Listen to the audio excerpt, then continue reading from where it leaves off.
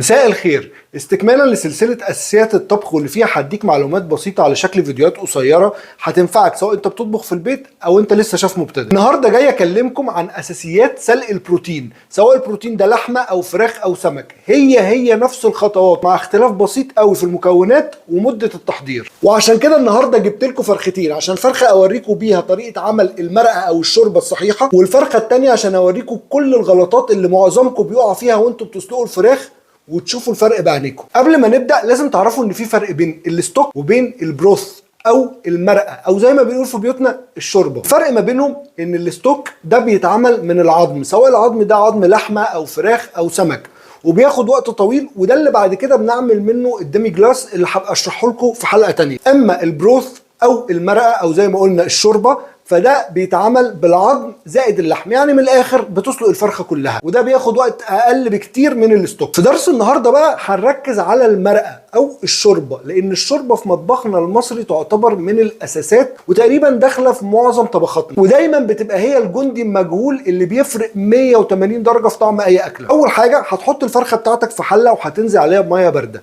ايوه زي ما سمعت كده، ميه بارده. وده بقى عكس كل اللي الشيفات اللي بتشوفوهم بيقولوه، اللي بينصحوا دايما بانك تنزل بميه مغليه. ليه؟ يقول لك عشان ما يطلعش الريم. المفاجأة بقى ان من اهم اساسيات انك تعمل شوربة صح هو انك اصلا تخرج الريم عشان تعمل له سكيمنج او تشيله من على وش المية. والريم ده للي ما يعرفش هي الشوايب والدهون اللي بتطفو على وش المية وانت بتسلق الفراخ. الموضوع ببساطة انك انت لما بتحط مية باردة وتبتدي بنار متوسطة مش عالية، بتدي فرصة للامبيورتيز اللي هي الشوايب والدهون انها تتجمع وتطفو على وش الشوربة، وبالتالي تقدر تشيلها بكل سهولة. وتاني حاجة مهمة انك انت مش لازم تخلي الشوربة تغلي خالص، انت عايزها بس تسمر، يعني المرحلة اللي هي قبل ما تغلي على طول، اللي هي دوبك بتعمل كده ايه فقاعات صغيرة كده على وش المية. لانك انت لو خليت المية تغلي جامد، حركة المية العنيفة دي هتخلي الرواسب والدهون تختلط بالميه ويحصل لها اميلسيفيكيشن، يعني من الاخر كده هتندمج مع الشوربه وتبقى جزء لا يتجزأ منها، بالظبط زي ما تحط خل مع زيت والاتنين سوائل مختلفه، لكن لو رجيتهم بطريقه عنيفه اكنك بتغليهم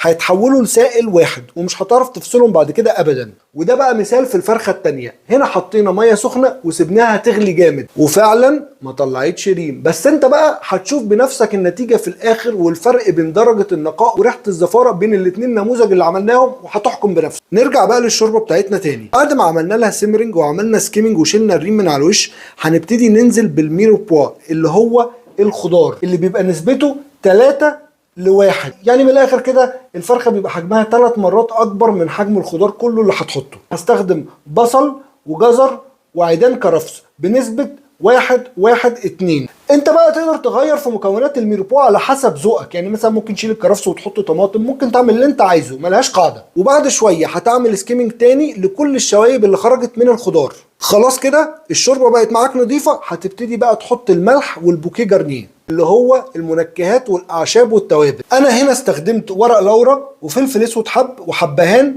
وورق كرفس وورق بقدونس، برضو انت تقدر تحط اللي انت حبه، ملهاش قاعده. انا هنا بحطهم في حاجه محكمه عشان يبقى سهل علينا بعد كده ان احنا نطلعهم، وعشان الحبهان لو جه تحت ضرسك وانت بتاكل هيزعلك. بس كده، وبتخليها تكمل سوا، ولو احتاجت بعد كده ميه بتزود لها. دلوقتي بقى عندك فراخ مسلوقه تقدر تستخدمها في الاكله اللي انت عايزها، وعندك مرقه او شوربه جاهزه معاك تعمل بيها اي طبخه انت عايزها، سواء بقى ملوخيه او بسله او اي اكله انت حاببها. بس كده، وبكده بقى اوريكم الفرق ما بين الاثنين، دي اللي عملناها بالطريقه الصح ودي اللي عملناها بالطريقه الغلط اللي معظم الناس بتقع فيها. بص لما نحط النور ورا، شايف دي صافيه ازاي؟ بص ما فيهاش اي شوايب، كل الريم طلعناه. بص بقى هنا الريم بقى اللي الشيفات بيقولوا لك حط ميه سخنه عشان ايه ما يطلعش ريم، اهو الريم يا باشا. خش كمان زوم، شايف بقى يا باشا كل الريم ده فين؟ بتاكله انت يا باشا عشان ما بترضاش ايه تطلعه على الوش اهو.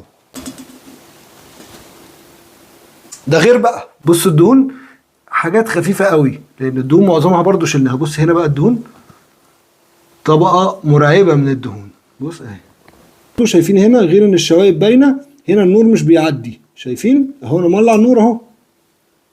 بص هنا النور بيعدي اهو، بص النور باين ازاي، بص هنا وبكده يبقى خلصنا درس النهارده، واستنوني الاسبوع الجاي في درس جديد. وما تنسوش تعملوا لايك وشير لو عجبكم المحتوى، واكتبوا لي في الكومنتس عايزين ايه الدروس اللي جايه. يلا باي باي.